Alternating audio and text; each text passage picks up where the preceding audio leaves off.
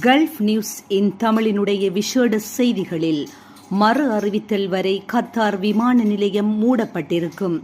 Israel மற்றும் America ஈரானை இலக்கு வைத்து மேற்கொண்ட ஏவுகணை தாக்குதல்களுக்கு பின்னர் சனிக்கிழமை முழுவதும் மத்திய கிழக்கில் விமான சேவைகள் கடுமையாக பாதிக்கப்பட்டன.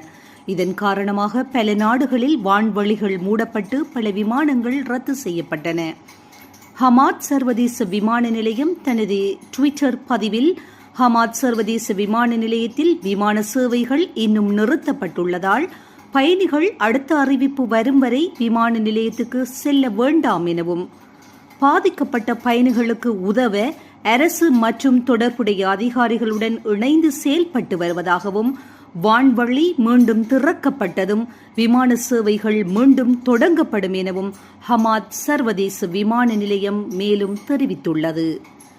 இவ்வாறான மத்திய கிழக்கினுடைய செய்திகளை உடனுக்குடன் துல்லியமாக அறிந்து கொள்ள கல்ஃப் நியூஸின் தமிழினை சப்ஸ்கிரைப் செய்வதனூடாக நீங்கள் அறிந்து கொள்ள முடியும்.